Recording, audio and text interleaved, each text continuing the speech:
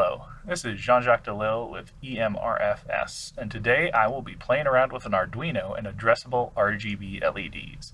This video covers an experiment on the practical power draw of addressable RGB LEDs in a matrix and in a strip. This is a precursor video for future work in custom light-up and electronically interactive clothing. Though the datasheets for these LEDs list minimal power draw and maximum current draw for the LED matrix displays and strips, I'd like to know the practical power draw for these LEDs at various power levels and numbers of LEDs in a sequence, because they might be different. I also want to see if the power draw is different for a matrix or the strip. The goal of this is to have a model to predict the power draw for these LEDs in a practical way to help determine an appropriate battery pack based on the size of the matrix or strip LEDs in the costume. What I have here is an Arduino UNO R for Wi-Fi, a 256 LED RGB matrix, and a 300 RGB LED strip. The LEDs are all WS2812B individually addressable RGB LEDs in a 50/50 SMD format. That's surface mount technology. Right.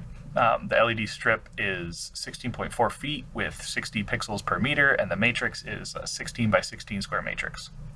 And of course, I also have a multimeter that I'm using to test the current draw from the strips at the various settings. I'm using the Fast LED Arduino library to control the LEDs. The experiment is really simple.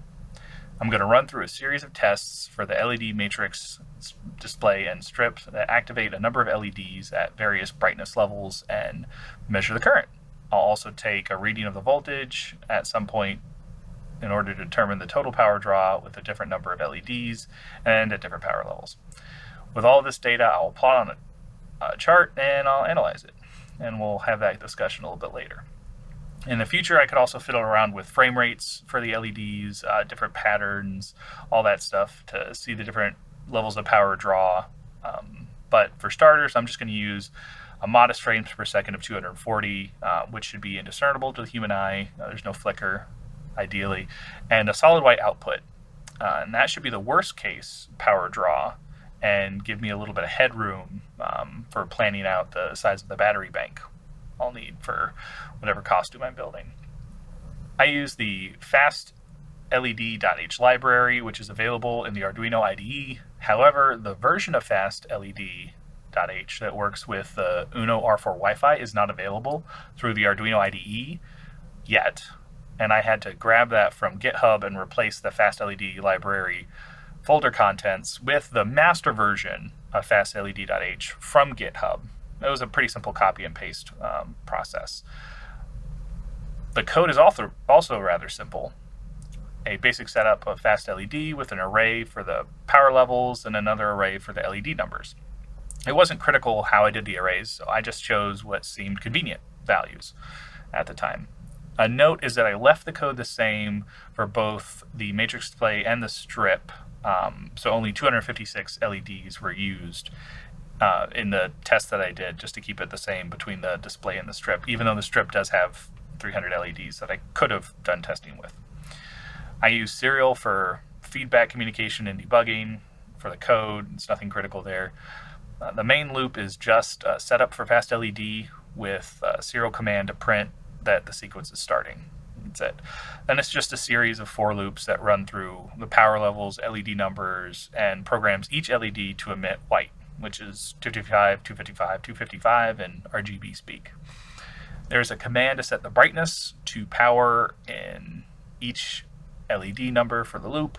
There are serial commands in the power and LED number for loop to print the power level, and LED numbers to help me keep track of while I'm taking down the data to make sure that I'm putting down the right power level and the right LED as I build out the spreadsheet with all the data so I can analyze it. The test setup is simply the Arduino powered by a USB-C power supply with ground, power, and signal lines running from the Arduino to the matrix and the strip. The power line I have here is colored in red, and I've connected it through a multimeter set in milliamp current sense mode to the matrix and the strip input. The signal and the ground are connected in the same way, just not through the multimeter, of course. And all I do here is I just let the code run through the sequence a couple of times while I take data to make sure that I don't get the data down wrong. It's kind of boring and tedious, but you just sit there and let it run through the sequence and take down the data. Before I delve into the data, I do want to mention that the baseline power draw from the Arduino with the matrix was about 110 milliamps, while the strip was about 150 milliamps. This came out to be about 0.43 milliamps per LED for the matrix display and about 0.5 milliamps per LED for the strip. I corrected the data I'm about to show by removing that baseline from it. And I'm assuming that even with the LEDs inactive, the number of LEDs each takes some small amount of current to run the driver chip in order for it to be able to receive signals and recognize when the address for that chip is selected. So that's understandable. This plot is presenting the current in milliamps versus the power level selected for the strip at various numbers of LEDs. The numbers of LEDs are represented as different series of data or different lines in the plot. We can see here that, as expected, the current increases as a function of the number of active LEDs and for each power level.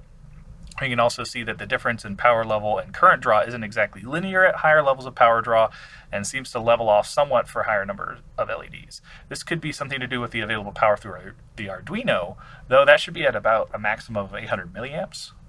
There is a decent amount of headroom there, so it may be some other nonlinear function with drawing power from an Arduino, or possibly just this UNO R4 Wi-Fi. This plot is structured in the same way as the previous matrix display plot. The strip seems to perform similarly as the matrix. The exception is that the low number of LEDs and low power levels for the strip aren't exactly linear or consistent.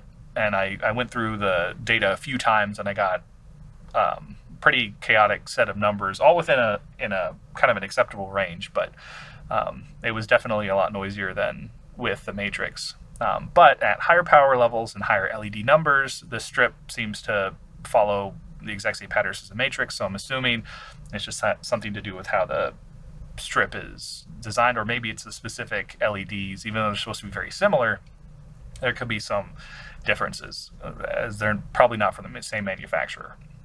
Next, we're looking at the matrix display power plots, but each sequence is now presented for the current use per LED. An interesting observation here seems that the per LED power usage drops as more LEDs are used. In other words, the matrix is more efficient per LED when more LEDs are active. This is likely because the series of LEDs has some overhead per LED in the series, and a longer series means that the total overhead divided amongst a larger series would give you less impact per LED. This plot is the same as the previous plot, but presents the strip data current usage per LED. This follows much the same as the matrix per LED plot, but clearly the lower number of LEDs for the strip is inconsistent, as we observed earlier. This plot contains the corrected LED currents for both the matrix and the strip on the same plot, so I can compare them a little bit easier. The strip data is dotted while the matrix data is a solid line. It appears from this that the strip uses less current per LED at higher LED numbers and power levels. This plot is the power per LED plots of both the matrix and the strip presented together. As we observed before, it seems that the current per LED used for the strip is less than the matrix at higher power levels and LED numbers. This is an interesting observation, as the matrix LEDs appear to be closer together than the strip LEDs, but it's possible that the conductive losses of the strip are less than that of the matrix. This could be the case if the strip or traces are wider and thicker than the matrix traces, which is somewhat hard to tell because they're both coated with an enamel. One is a flex PCB board. The strip obviously is flex, and the matrix is a different type of flex, so there could be some factor there, but it's not that much of a difference. So it's actually still pretty helpful for me to make a model. With all this data together, I can use it to estimate the total power used for a costume made with any reasonable number of LEDs just by extrapolating the data that I have here with a linear fit, and this will be helpful in determining an appropriate battery size for any given length of time I want something to operate. In most cases, it would be ideal to have the smallest battery pack possible for a given operating time, which is why I delved into this in the first place. Without this information, it would just be kind of a guess and experiment on the total battery size and how long it would last. Now I have some basis for estimating, and I can specify a battery bank to give me at least the amount of time I'm looking for. Obviously, I'll pad in a little bit of overhead, and there's some other losses from the Arduino itself, but it's a good starting point.